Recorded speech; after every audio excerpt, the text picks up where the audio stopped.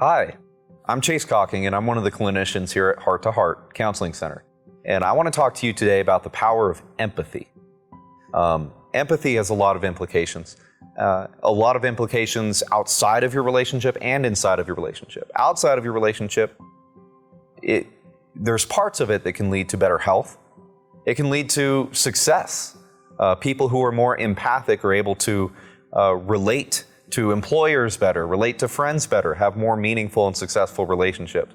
But within your relationship with your spouse, empathy can be the thing that really, we'll say a lot of the time, it can be the missing link that's stopping your relationship from getting to the place that you want it to be. So why is empathy relevant? In our situation, I want to talk about the relevance of empathy because of the excuses that I hear surrounding empathy. One common excuse that I hear is that, let's say it's a man, typically this would be a man, saying, I'm not as emotional as my spouse. I'm not as emotional as her. And because I'm not as emotional as her, I can't be empathic. It's not true. It's a lie that you're telling yourself. I don't think people tell themselves this as an excuse to get away with not being empathetic. I think you're conditioned to believe this way. This is society's expectation on men, at least in our Western culture. The expectation that you don't express your emotions, at least with the same intensity as women. Some emotions are okay, like anger, but this is conditioned.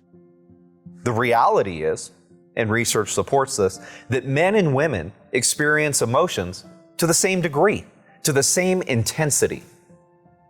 It's just a matter of whether they're able to identify and communicate those emotions, or whether they choose to identify and communicate those emotions in the same, to the same degree. So that's one reason I hear that someone may not be empathetic. Another one is that, well, if she's wrong, or if he's wrong, factually wrong, then how can I have empathy for that person? I'll set a bad expectation. I'll set a bad standard if they're wrong and I feel them and their pain. Even if you don't agree with why the other person is experiencing pain, that pain is still real. If you're somebody that's betrayed your spouse, that pain's also propagated by you. And you might not like the degree that it's impacted your spouse. That doesn't invalidate that pain. It's real pain, regardless of if you agree with the pain or not, or the circumstances around that pain, or how much pain that they're expressing. Another reason that I hear people get out of trying to be empathetic is that they just don't feel what their partner, what their spouse is feeling. If this is you, I think you're looking at empathy the wrong way. There's different kinds of empathy, and we're going to talk about that here in a second. But if you're saying that I can't experience what my partner's experiencing just because I don't feel that way, you're creating a barrier for yourself. And that barrier that you're putting on yourself is impacting your relationship. So how do we overcome that barrier? Well, now let's have a discussion about what empathy actually is. It's become kind of a buzzword in academia, where there's now studies coming out. We're trying to fully identify the impact that empathy has on our culture. And researchers, people with PhDs, they don't even completely agree on what empathy is. You read these studies and you look at the definitions that they have for empathy here, and they're different. Well, how can that be? We like to have things black and white. We like to have them objective. We like to be very clear on what it is that is being researched or what's being talked about. This is a subjective thing. Empathy to one person can be different from empathy to another person. That's true for you and your relationships outside of your marriage, and that's true for you and your spouse. That's why it's so important that you don't assume that your idea of empathy matches your spouse's. You don't assume that when you try to express empathy the way that you understand empathy, that it's meeting that need that your spouse has to feel like you're empathizing with them. There needs to be a conversation. And that conversation needs to outline, well, what is empathy for us? What is empathy for you, for me? How could I help you in communicating this empathy? How could you help me? What are my needs? This conversation, it's important. Dr. Weiss talks a lot about the passage in Amos, two cannot walk together unless they're in agreement. It's true. You need to be in agreement on empathy. And if you just choose to continue operating like you're operating now, where many of you may be operating now, where you're just trying your best to show empathy, but it's not really what your spouse is even looking for, you're working towards a goal that's not helping anything. So at least come together and define what your goal is. So some different kinds of empathy. This is drawn from research, this is drawn from literature. One is cognitive empathy. This is simply knowing the other person's internal experience, right? This isn't feeling, this is simply I'm cognitively understanding that the other person is in this pain. I see the tears, I see the crying, I see the pain, so they must be hurting. That's cognitive empathy. Another branch of empathy, maybe you've heard the term mirror neurons. It's a phenomena that people have started to research in the last couple decades, where we have parts in our brain that just mimic other people naturally. This is like when a baby is with its mother, and the mother smiles at the baby, or the baby smiles at the mother, and the other one matches. That doesn't stop when you grow up. You see someone else smile, and you can feel the need to smile too. This is a part of what's called emotional contagion. Contagion, I know we're probably familiar with that word in a post-COVID world, but it's catching something. We catch the other person's emotions. This can be more of that emotional type of empathy, where we see what the other person is feeling, and so we therefore start to feel that too. Mirror neurons are a part of that conversation. Another part of empathy here is just being sensitive to another person's experience, right?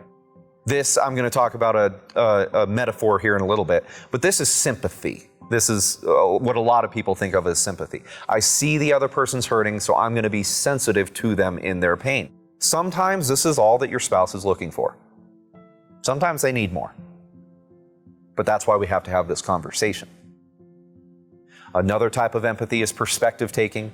We've heard the adage, well, put yourself in someone else's shoes and walk a mile, right?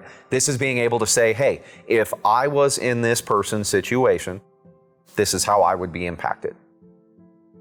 This works in a lot of ways. In some ways, it can be problematic. It can be problematic if you're telling yourself, because if I was in the other person's shoes, I wouldn't be as hurt as they are. Then you're not looking at perspective taking quite accurately. It's if you were the other person in their shoes, right? Just putting yourself in someone else's shoes and saying, well, I wouldn't be this hurt by what it is that you're struggling with here. That wouldn't be good for anyone. Now, there's empathetic distress. This is where you see that this person in your life is hurting, or you see another person is hurting, and so you hurt too. Now, this one's different because you're not feeling the other person's pain, right? That emotional contagion is like they're feeling pain, so you catch the same pain and you feel it to the same, similarly, right? Well, empathetic distress is I care about this person, they're hurting, and so I hurt because they hurt. I don't hurt because of what they're going through. It's literally just their pain. Because they're in pain, I feel pain.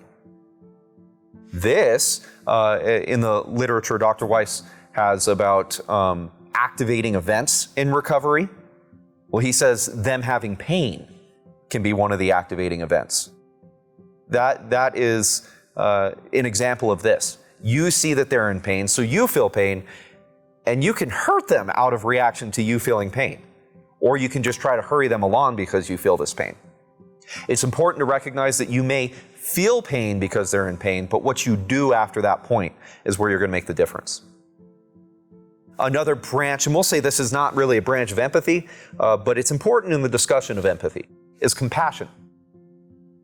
Compassion is when you go past that stage of feeling what the other person's feeling and you take action. It's when you decide that them being in pain is just, it's not something you're going to sit there and just let them be, right? It's important that you evaluate your motive when you're acting out of compassion, or when you think you're acting out of compassion. Is your motive selfish? Are you just trying to move the other person forward and make their situation better so that they stop hurting, so that you don't feel pain? If that's what you're doing, it can look selfish to your partner. It can look selfish to your spouse. And that's going to be something that distances you. Even though you might help them or reveal something to them, it doesn't make the pain just nullified.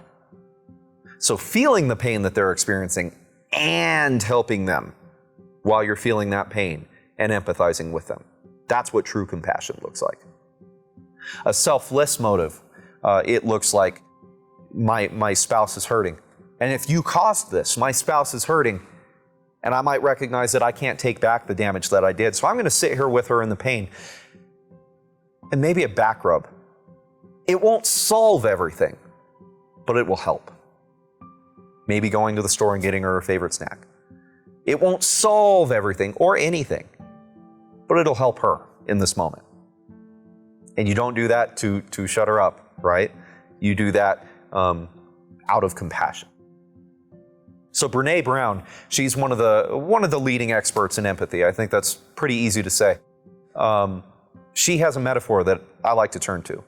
And in a lot of ways, it's really good. She breaks down the difference between empathy and sympathy. In this metaphor, you're walking past someone. I think like the Good Samaritan, right? You're walking past someone on the road, and they're in a hole. Sympathy is looking down on that person and seeing the pain that they're in and saying, wow, they look like they're in a lot of pain. This is like the holy man in the story of the Good Samaritan. He walks by, sees it's a fellow Jew, probably hurts because it's a Jew, but doesn't do anything about it, just keeps going, goes about his day. Empathy is different. You walk by that hole, and you get down in the hole with that person. You sit in the dark with them. You don't just go down there, pick them up, and drag them out of the hole. You sit with that person in the darkness. You feel what they're feeling in that hole, that pain. That's, in a lot of ways, one form of empathy. And I think that can be the type of empathy that a lot of the times your spouse is yearning for. They don't just want you to see the pain they're in. They want you to be them with you. They want you to be there with them in the pain. So I want to take a little bit of a detour from talking about different types of empathy, and I want to talk about neurologically some of the factors that affect empathy. You may have heard of this chemical in the brain, oxytocin. Well, it is known as the bonding chemical and bonding people together. So this is like the relationship chemical, okay? When there's a baby and the mother's nursing it and they look each other in the eyes, this is the optimal distance for oxytocin production, at least at that age in life. And they look at each other and the baby is releasing oxytocin. The mother is releasing oxytocin. And it has a huge impact on the baby's development and on the mother's health. Oxytocin also has an impact on the health of a person, specifically a baby. There's a study I like to cite here where in Eastern Europe there were children, there were babies, infants, separated from their mothers because the mothers had to do prison time. And there were two groups of children here. There were children that were separated from their mothers because of the prison time, and they had to go to an orphanage. These are state-of-the-art centers. Like they've got all the medical care that they need. It is sterile like a hospital. There's not germs. They're not going to catch bacteria. They're not going to die in that way. But they've got regular caretakers too. But these caretakers are not the same person. There's people who leave. There's people who get hired. There's people who alternate through their schedules. So the baby's exposed to a lot of different caretakers, but none that they're able to fully form a connection with because they don't have enough time of producing this chemical oxytocin. The other group of babies stayed with their mothers. Their mothers went to prison. They stayed with their mothers in prison. Now, I don't know what you know about the cleanliness of prison. It's not great. The MRSA, bacteria, these are things that will kill adults, healthy adults. And babies are in this environment. The findings of that study was that infant mortality was dramatically higher in the babies in the orphanages. In the clean orphanages, more babies were dying by a huge degree. That's the power of oxytocin. That's the power of bonding. That's the power of connection. That's the power of empathy. That research comes from the book Born to Love by Dr. Bruce Perry and Maya Salovitz. So if you want to know the exact statistics there, you can look into that book. It is a good read. One thing I want to draw attention to is the 3 Dailies exercise that Dr. Weiss has formulated for some of his recovery plans and his relationship help. The 3 Dailies, it's an exercise where you take some time to connect with your spouse on a daily basis. You do that by discussing your feelings together and communicating those. You do that by expressing praise to each other and then praying together, connecting spiritually. But you do it on a daily basis. You look at different programs. A lot of people have their own idea of what this should look like on a daily basis. But Dr. Weiss does something special here. It's in the rules of the Dailies. He makes it required that you maintain eye contact through the whole Dailies exercise. I joke with my clients when I'm talking about the Dailies, and I say, if I just told you guys to forget everything that I just said about the Dailies and said, look into each other's eyes on a daily basis for 20 minutes, you're going to notice an impact on your relationship. Why? Oxytocin. You're releasing that chemical. You're bonding with that other person chemically. It's why when we talk about the 3 rules for sex, it's eyes open, lights on for the first 2 rules. Oxytocin. It has implications for empathy. So continue doing the Dailies and continue connecting with your spouse if you find that this is an area that you struggle in. I want to take a side note here real quick. And in regards to kind of neurologically in development, talk about lying. Lying is something that we've all done at some point in our life. Whether you were 7 and you stopped from then on, never did it again, or whether you're 60 and you're still doing it. Here's why it's an important milestone. Because it communicates that you're able to take the perspective of another person. Does that sound familiar?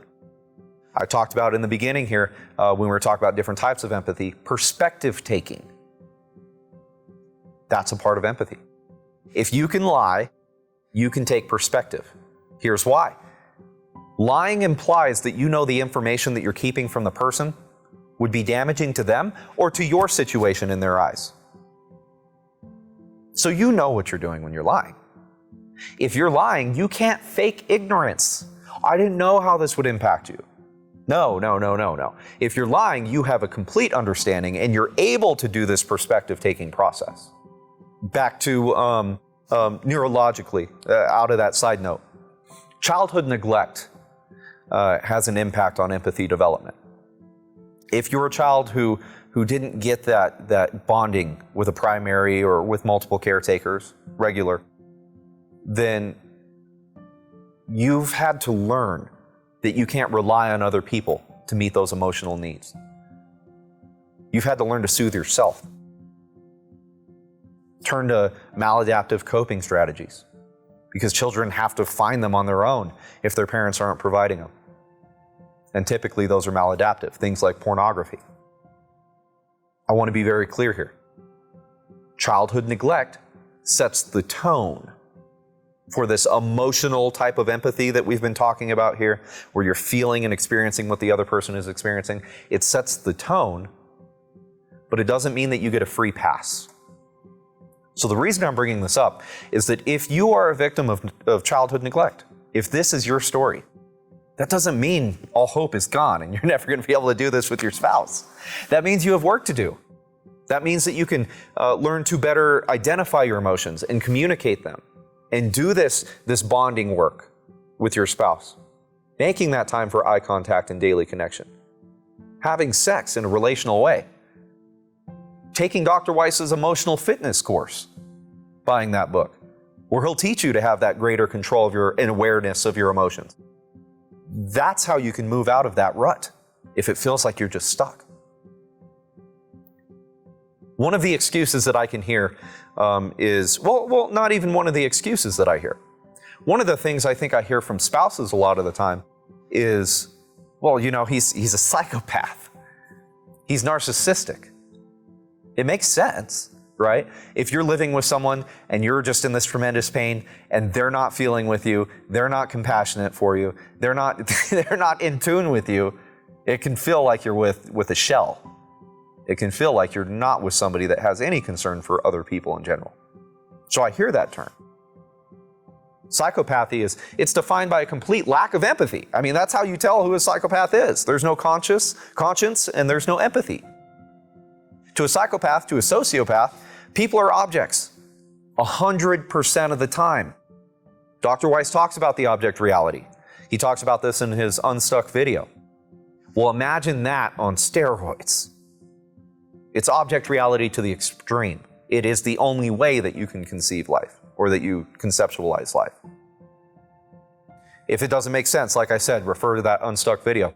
But a study that I like to cite when discussing this with either a partner or somebody suffering from an addiction or just people who are struggling with connecting with each other is a study by Mr. Meffert, Dr. Meffert, in 2013, where they took people they identified as the average population and they took described psychopaths. I know that's not an official diagnosis these days, but this was 2013 and it's a description.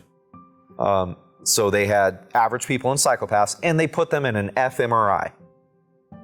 An fMRI is the big machine that you've seen in the hospitals or you've seen them in movies where they spin around, make a lot of noise. What it's doing is it's mapping your brain structure, what your brain looks like, and then the F part of it, it's functional.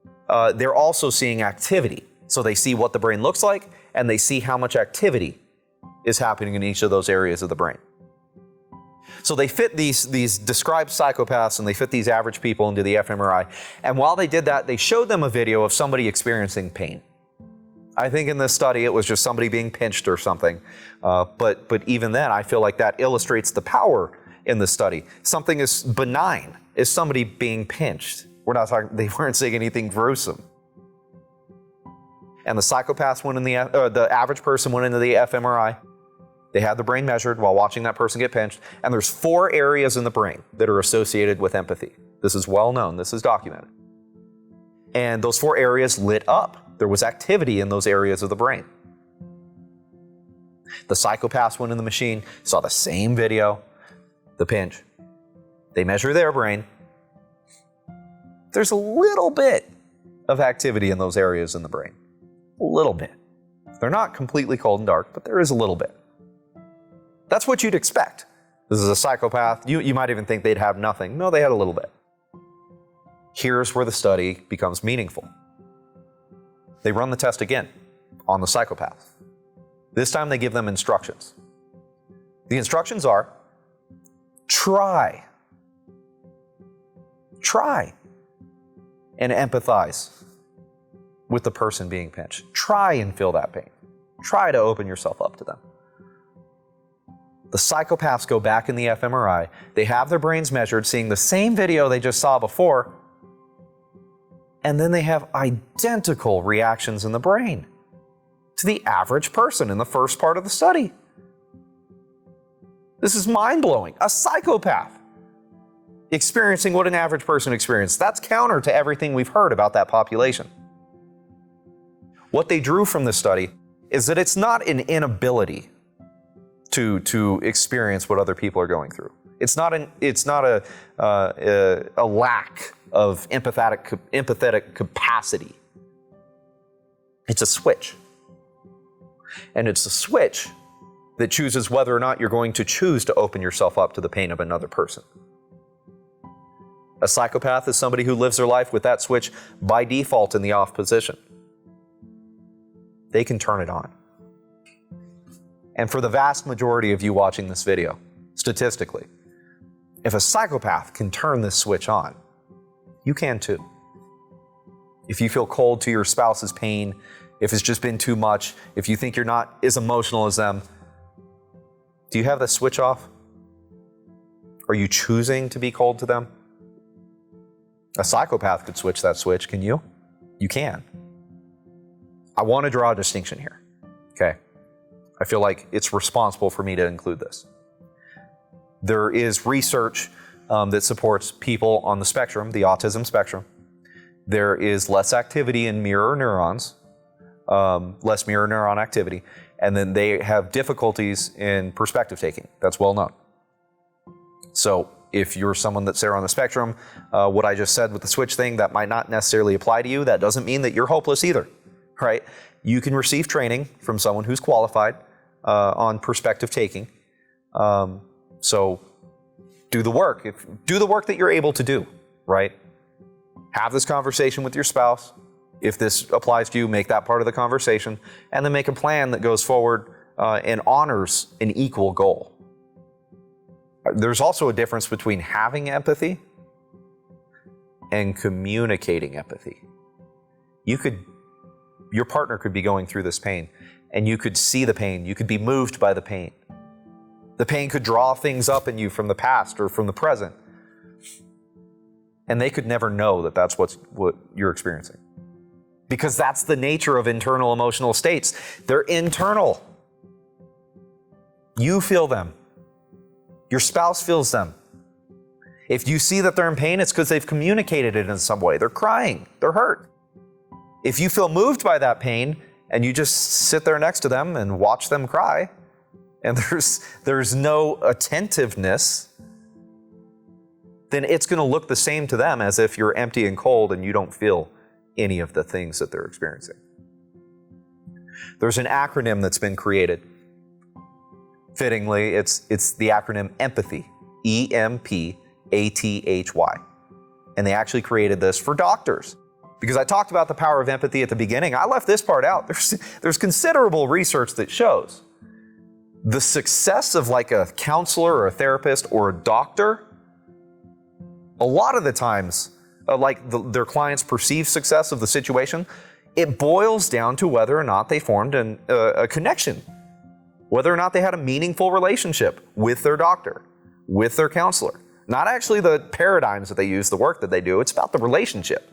Empathy is part of that relationship. And so that's where this acronym came from, empathy. It's for doctors. It's what it's sometimes at least trained doctors to try and utilize with their patients. E, eye contact. We talked about that plenty. M, muscles of facial expression. Is the other person frowning? Okay, if you're smiling and the other person is frowning, you're not building connection. If your partner's crying and you're just flat, you're not building connection. Posture, right? Are they down? Are they hurt? Are they beat up?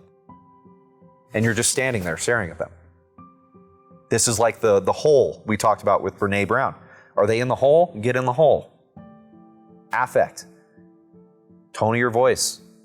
These are, affect it's the scientific word for the expression of your emotions, right? Are you expressing similarly to them?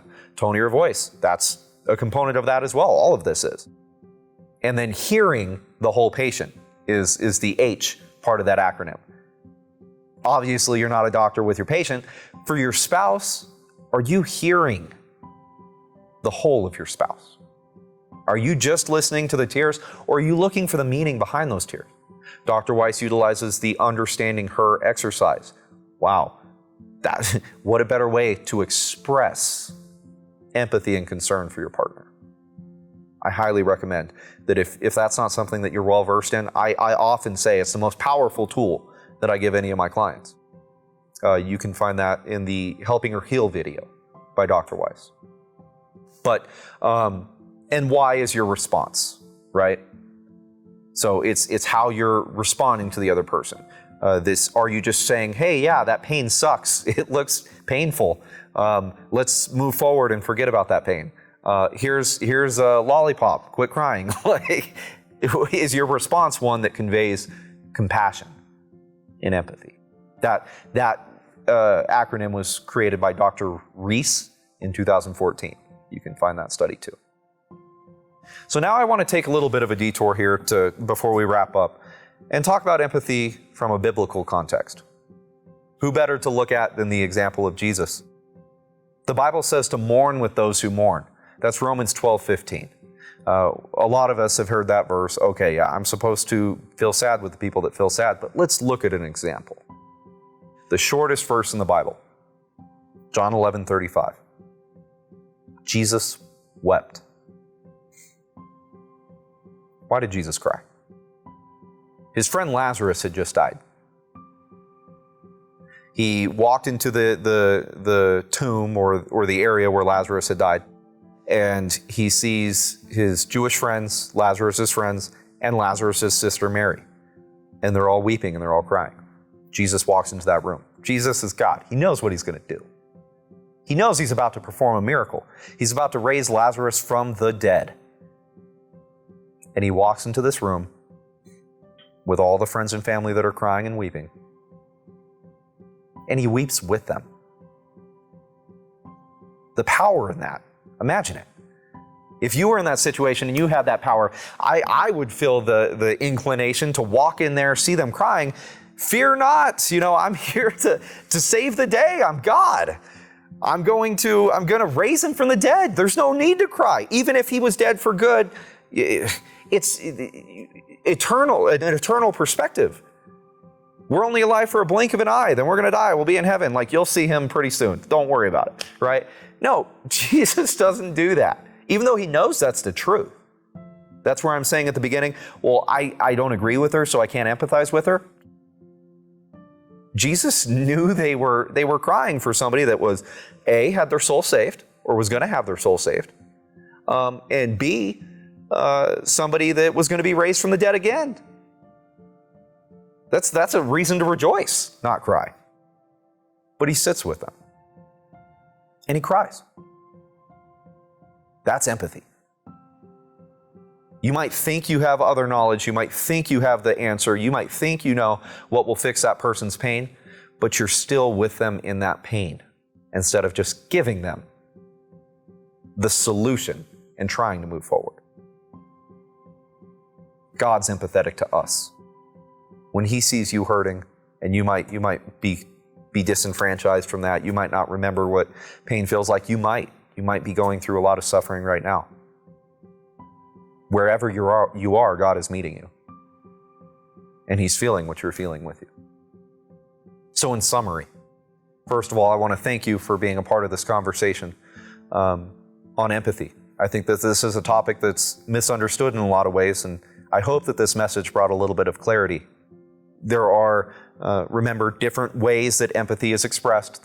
People have different ideas of what empathy means. I want to just highlight the power and the importance of having a conversation with your spouse about what empathy means for you, what empathy means for them, what you guys can be doing better. Come to an agreement on what you're looking for.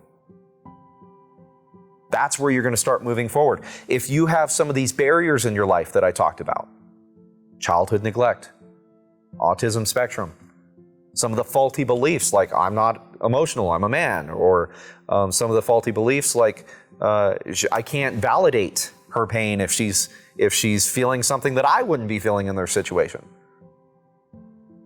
The burden is on you to do the work to get over that.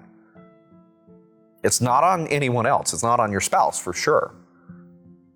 So it's up to you to take advantage of that knowledge and to do the work. So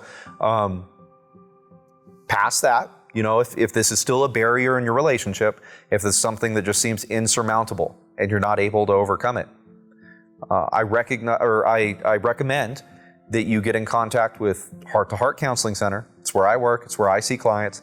They have plenty of trained clinicians in this area. I recommend that you get in contact with them, set an appointment, and get the help that you deserve. If you find that you're stopping your partner from moving forward because of the pain that they're experiencing, and you just don't know what to do because you try and you try and you try, but you don't know how to express what you're trying to express, get help. You can heal. And this is one of the keys to that healing journey. Thank you.